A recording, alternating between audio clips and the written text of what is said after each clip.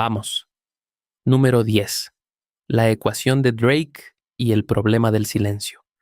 En 1961, el astrónomo Frank Drake se sentó ante una pizarra en el Observatorio Nacional de Radioastronomía en Green Bank, Virginia Occidental, y escribió una ecuación que nadie había intentado formular antes. En 8 variables calculó cuántas civilizaciones inteligentes deberían existir en nuestra galaxia en este momento. El resultado no fue tranquilizador, fue desconcertante. Antes de Drake, la pregunta sobre la existencia de vida extraterrestre era filosófica, especulativa, casi poética. Los científicos no tenían un marco riguroso para abordarla. La astronomía de la época se concentraba en catalogar estrellas y medir distancias, no en preguntarse si algo nos miraba desde ellas. La ecuación de Drake cambió eso para siempre, convirtiendo una pregunta metafísica en un problema matemático con variables medibles. Lo que hace que la ecuación sea perturbadora no son sus respuestas optimistas, sino su conclusión inevitable cuando se combinan los números. La Vía Láctea contiene entre 200.000 y 400.000 millones de estrellas. Los datos posteriores del telescopio Kepler sugieren que aproximadamente el 11% de las estrellas tipo solar tienen planetas del tamaño de la Tierra en zona habitable. Incluso con estimaciones conservadoras en cada variable, la ecuación produce decenas de civilizaciones activas en nuestra galaxia ahora mismo. Y sin embargo, el cosmos permanece en silencio. Décadas de búsquedas sistemáticas con radiotelescopios en todo el mundo no han producido ninguna señal confirmada de origen inteligente. Este contraste entre lo que la matemática predice y lo que los instrumentos detectan tiene un nombre técnico en astrofísica: la paradoja de Fermi. El propio Drake estimó en su conferencia original un mínimo de 10 civilizaciones comunicativas activas. Los modelos más recientes elevan esa cifra a miles. El silencio no es una respuesta neutral. En un universo que debería estar lleno de voces según sus propias leyes matemáticas, el silencio es una anomalía que exige explicación. ¿Cuántas de esas civilizaciones están esperando que hagamos la pregunta correcta antes de responder? Número 9. Los exoplanetas en zona habitable. El 7 de marzo de 2009, la NASA lanzó el telescopio espacial Kepler con un objetivo que parecía ambicioso, hasta para los estándares de la agencia espacial más avanzada del mundo: determinar qué fracción de las estrellas en nuestra galaxia tienen planetas del tamaño de la Tierra en órbitas donde el agua líquida podría existir.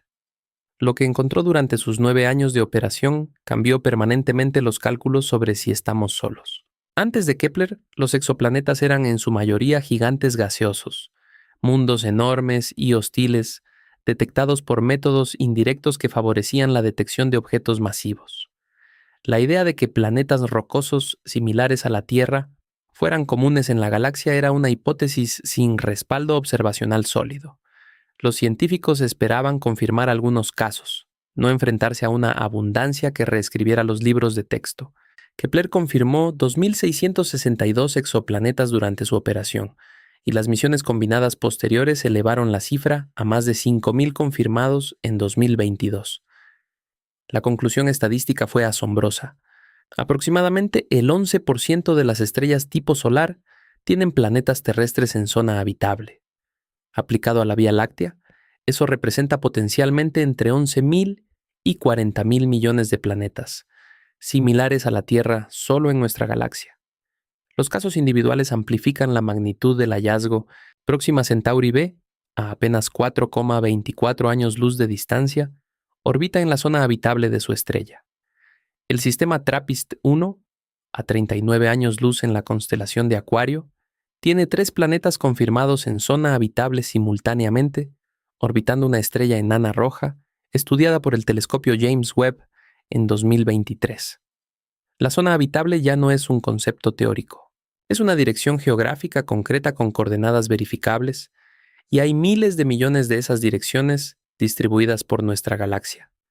Los números no sugieren que podríamos tener vecinos. Los números sugieren que sería estadísticamente extraordinario no tenerlos. Número 8. Las biofirmas químicas en K, 2-18b.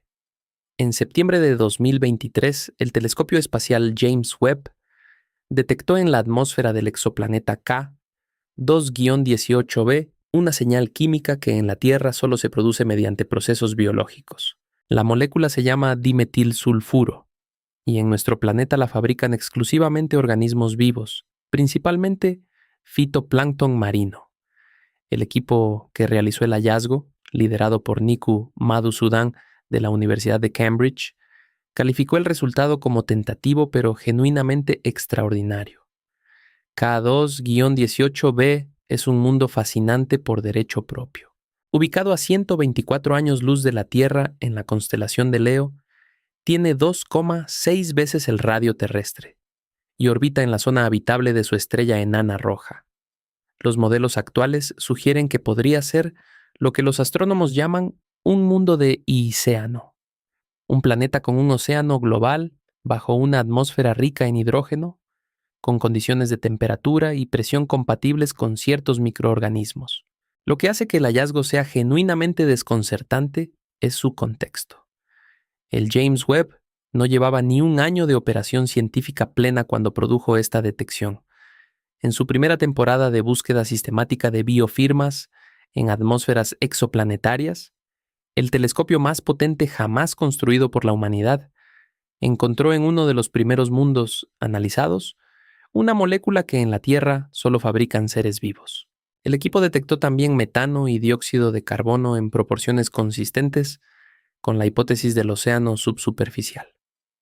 La combinación de estos gases en las proporciones observadas es difícil de explicar mediante química puramente geológica o atmosférica. Los investigadores han sido cautelosos y han pedido observaciones de seguimiento para confirmar la señal del dimetilsulfuro antes de extraer conclusiones definitivas. La señal no ha sido refutada, tampoco ha sido confirmada de forma definitiva. Pero si las observaciones de seguimiento la sostienen, no habremos encontrado un indicio de que la vida podría existir en otro lugar. Habremos encontrado una evidencia de que ya existe, a 124 años luz, en un mundo cubierto de océano bajo un cielo que no se parece en nada al nuestro. Número 7. La fosfina en Venus y la controversia de las nubes. El 14 de septiembre de 2020, un equipo internacional de astrónomos liderado por Jane Greaves de la Universidad de Cardiff publicó en la revista Nature Astronomy un anuncio que paralizó momentáneamente a la comunidad científica mundial. Habían detectado fosfina en la atmósfera de Venus a una concentración que ningún proceso geológico o químico conocido podía explicar. Durante días, el mundo científico contuvo la respiración ante la posibilidad de que la vida hubiera sido encontrada en el planeta más cercano a la Tierra. La fosfina es una molécula compuesta por un átomo de fósforo y 3 de hidrógeno. En la Tierra se produce en condiciones anaeróbicas, en los intestinos de ciertos animales, en pantanos y en procesos industriales. No es un producto natural de la geología planetaria en las condiciones de Venus. El equipo utilizó 2 de los instrumentos más potentes disponibles: el telescopio James Clerk Maxwell en Hawái y el interferómetro ALMA en el desierto de Atacama, Chile. Lo que hace que el hallazgo sea científicamente significativo, a pesar del debate que generó, es su ubicación precisa. Venus es un infierno en su superficie. Temperaturas de 465 grados centígrados y presiones aplastantes. Pero la señal no provenía de la superficie. Provenía de las nubes altas, entre 53 y 60 kilómetros de altitud, donde las temperaturas oscilan entre 30 y 37 grados centígrados y las presiones son similares a las de la superficie terrestre, condiciones que algunos microbiólogos consideran marginalmente habitables. Análisis posteriores publicados en 2021 redujeron significativamente la concentración estimada de fosfina respecto a la cifra inicial de aproximadamente 20 partes por 1.000 millones. La señal ha sido debatida, cuestionada y revisada, pero no ha sido explicada de forma definitiva mediante mecanismos abióticos. Los investigadores siguen divididos sobre su origen real y Venus permanece en la lista de objetivos prioritarios para futuras misiones de exploración. La señal de Venus no ha sido confirmada como biológica, tampoco ha sido descartada, sigue flotando, literalmente, en las nubes de un planeta vecino, sin una explicación convencional que satisfaga a todos los científicos que la han analizado. Número 6. La señal WOW y los 72 segundos sin respuesta. El 15 de agosto de 1977, el astrónomo Jerry Ehman revisaba en papel impreso los datos del radiotelescopio Big Air de la Universidad Estatal de Ohio cuando encontró algo que lo dejó sin palabras. Una columna de números y letras mostraba una señal de intensidad tan extraordinaria que tomó un bolígrafo rojo y escribió una sola palabra en el margen: ¡Wow! 47 años después, esa señal sigue siendo la candidata más sólida a comunicación extraterrestre jamás registrada. El programa SETI llevaba años escuchando el cielo en busca de señales artificiales. Los científicos habían definido criterios muy precisos para lo que esperaban encontrar: una señal de banda estrecha, en la frecuencia de emisión del hidrógeno neutro a 1420 MHz, con intensidad anómala y patrón coherente con una fuente puntual en el espacio profundo. Era un protocolo diseñado para filtrar el ruido y reconocer lo genuinamente inexplicable. La señal WOW cumplía todos y cada uno de esos criterios de forma simultánea. Su frecuencia era de exactamente 1420,356 MHz, la frecuencia del hidrógeno neutro que los físicos consideran universalmente la más probable para la comunicación interestelar. Su intensidad alcanzó 30 veces el nivel del ruido de fondo, la más potente jamás detectada en el programa. Duró exactamente 72 segundos, el tiempo que el telescopio Big Ear tarda en barrer un punto fijo del cielo, lo que sugiere una fuente puntual externa, no una interferencia local. La dirección de la señal apuntaba hacia la constelación de Sagitario, una región de alta densidad estelar. A pesar de décadas de intentos sistemáticos de repetición, con instrumentos mucho más potentes que el Big Air, incluidos el radiotelescopio de Arecibo y múltiples instalaciones internacionales del SETI, la señal nunca volvió a detectarse, no una vez, en ninguna dirección del cielo. La señal WOW sigue siendo el candidato más sólido para la comunicación extraterrestre jamás recibido, un misterio de 72 segundos que ha perturbado a los astrónomos durante casi 5 décadas y que ninguna explicación natural ha podido resolver de forma definitiva. Número 5. Los UAP confirmados por el Departamento de Defensa. El 27 de abril de 2020, el Departamento de Defensa de los Estados Unidos hizo algo sin precedentes en su historia institucional. Desclasificó y publicó oficialmente 3 videos filmados por pilotos de la Marina que mostraban objetos aéreos con capacidades de vuelo que ninguna tecnología humana conocida puede replicar. No era una filtración, no era un error administrativo, era una declaración oficial deliberada, y sus implicaciones fueron inmediatas. Durante décadas, el gobierno de Estados Unidos había negado sistemáticamente tener interés científico o militar en los fenómenos aéreos no identificados. Los pilotos que reportaban encuentros con objetos de comportamiento anómalo enfrentaban consecuencias profesionales. Los archivos existían, pero permanecían sellados. La narrativa oficial era consistente. No había nada que investigar porque no había nada que explicar.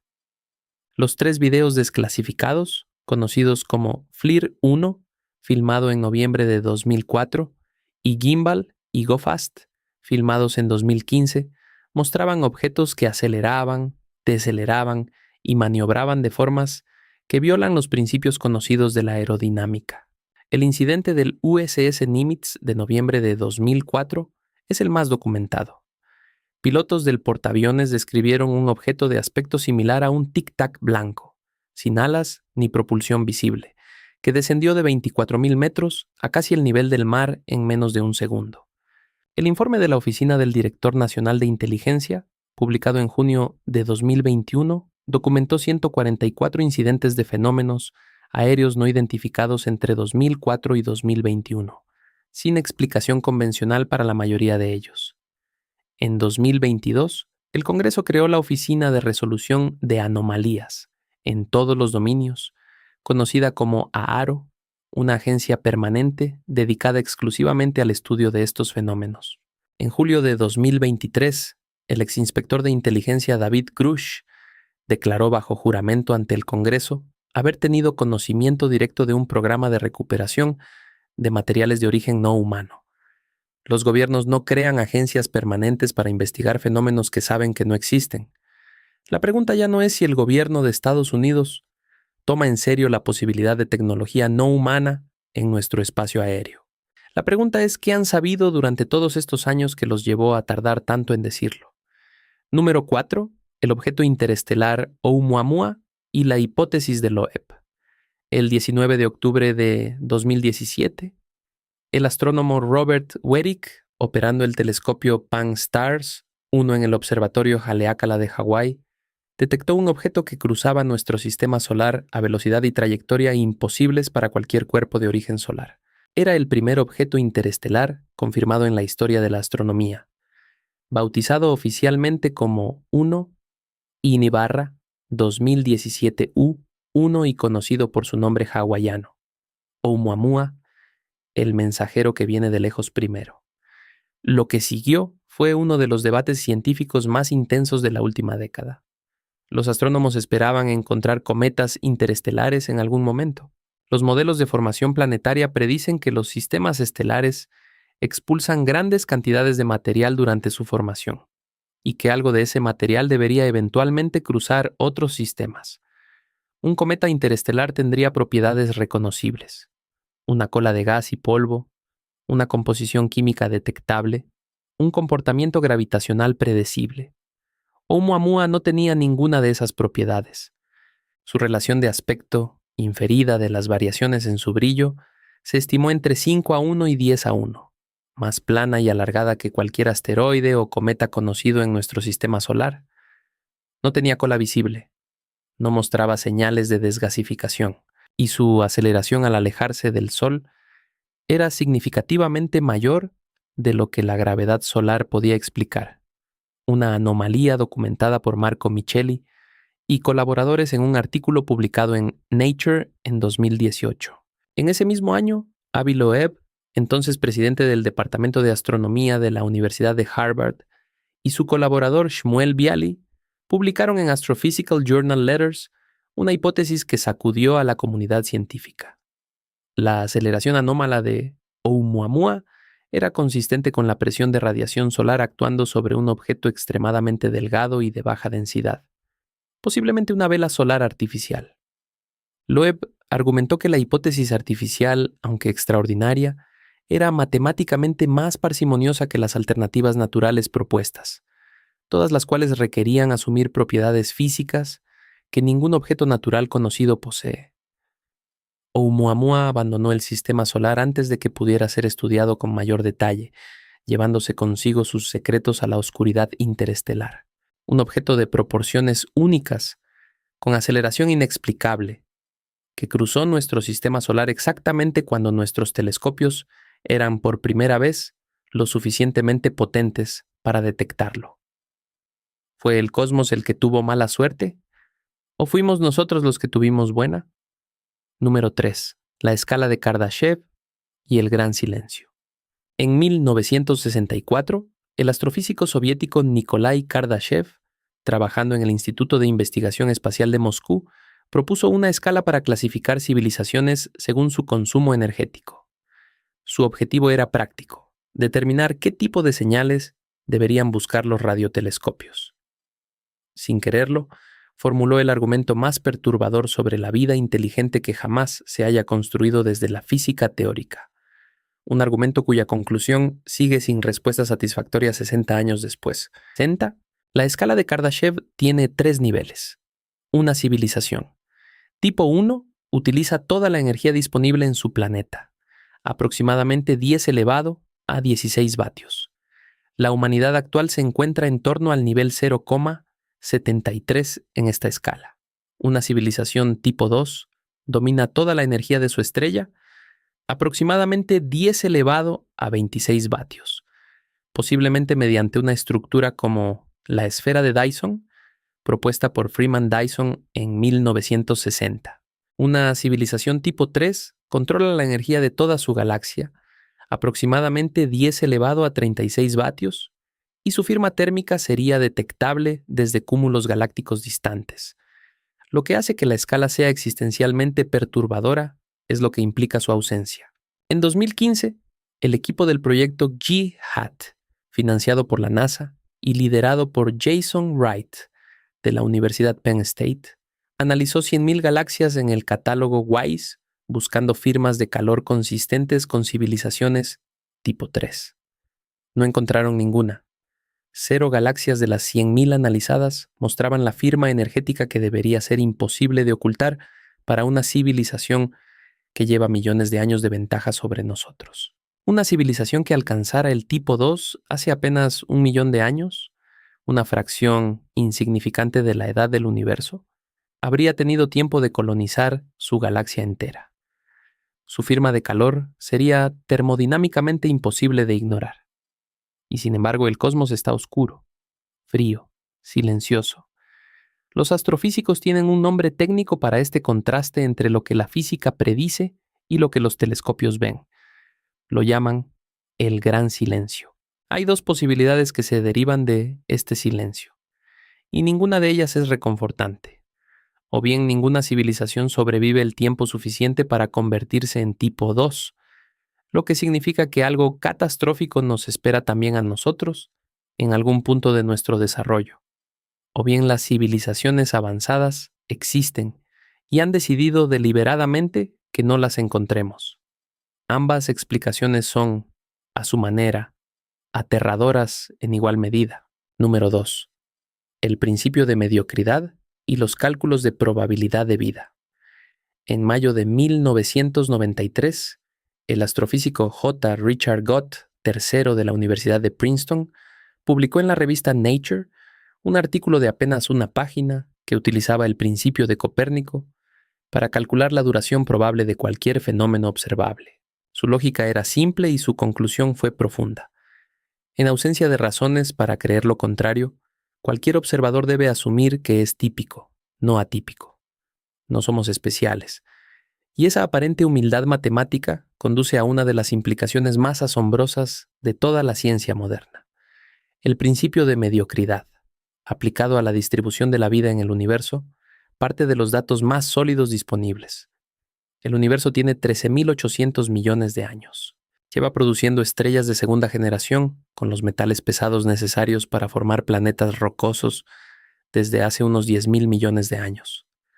Los datos del telescopio Kepler indican que existen potencialmente entre 11.000 y 40.000 millones de planetas similares a la Tierra solo en la Vía Láctea. El universo observable contiene aproximadamente 2 por 10 elevado a 22 estrellas. Cuando se combinan estas cifras con el porcentaje de planetas en zona habitable derivado de Kepler, el resultado es sobrecogedor.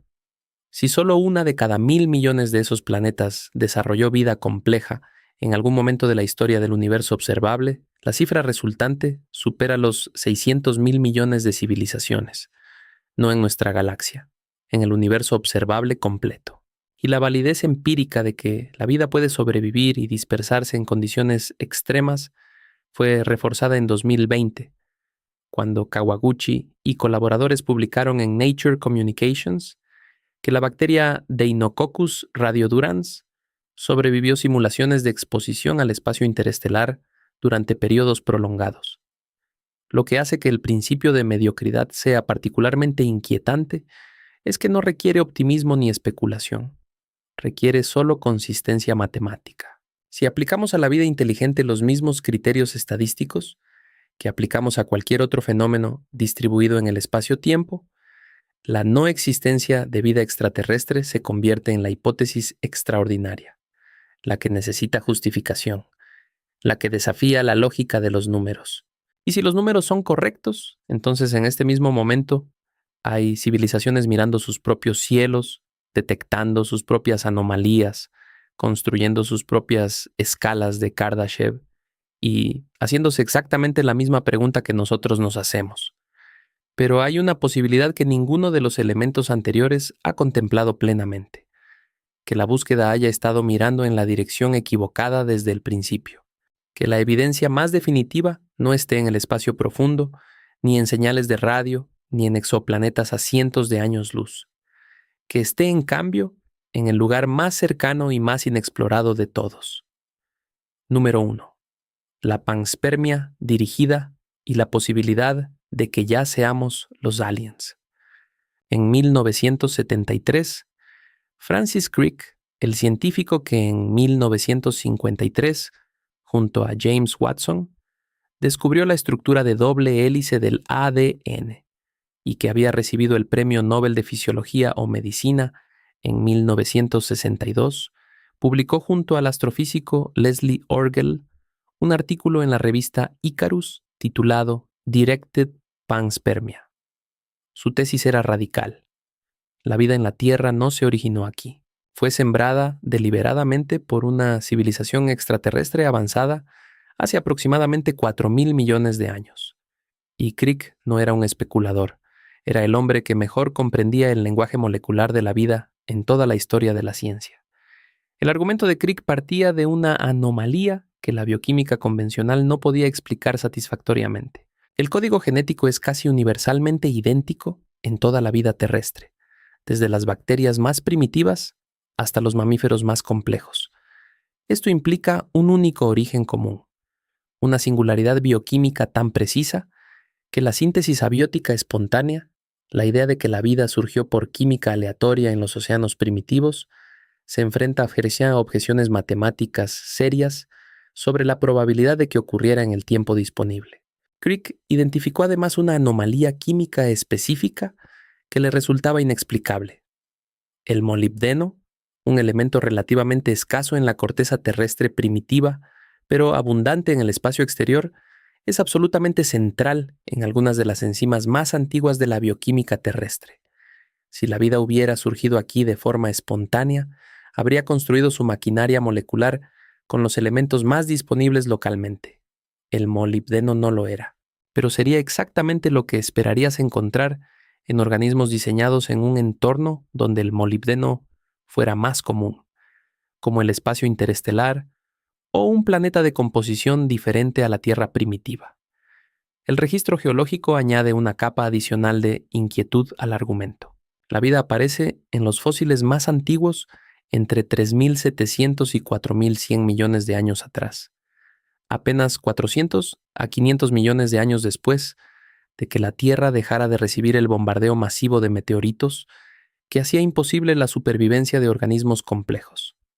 Esa ventana es extraordinariamente corta para que emergiera espontáneamente la complejidad de una célula viva con código genético funcional. Y en 2020, Kawaguchi y su equipo publicaron en Nature Communications que la bacteria Deinococcus radiodurans sobrevivió simulaciones de exposición a las condiciones del espacio interestelar durante periodos que hacen plausible el transporte de vida entre sistemas estelares. La implicación de la panspermia dirigida no es solo que hubiera aliens que nos sembraron, es lo que se deriva de ello con lógica implacable. Si la vida en la Tierra fue diseñada e implantada por una civilización que existía hace 4.000 millones de años, esa civilización tiene una ventaja evolutiva y tecnológica sobre nosotros de 4.000 millones de años. No los estamos buscando a ellos. Llevamos 4.000 millones de años siendo su experimento. Y el hecho de que Crick, el hombre que descifró el lenguaje en el que está escrita toda la vida en este planeta, llegara a esta conclusión al examinar ese mismo lenguaje con la máxima profundidad posible, no es un detalle menor. Es el dato más significativo de esta lista. Buscamos aliens en el cielo porque asumimos que son algo exterior a nosotros. Pero si Crick tenía razón, la evidencia de vida extraterrestre no está en el espacio profundo, ni en señales de radio, ni en exoplanetas a 124 años luz. Está en cada célula de tu cuerpo y llevas 4.000 millones de años siendo la respuesta a la pregunta que acabas de hacerte. Si quieres ver más videos como este, haz clic en el video que aparece en pantalla ahora mismo y asegúrate de suscribirte.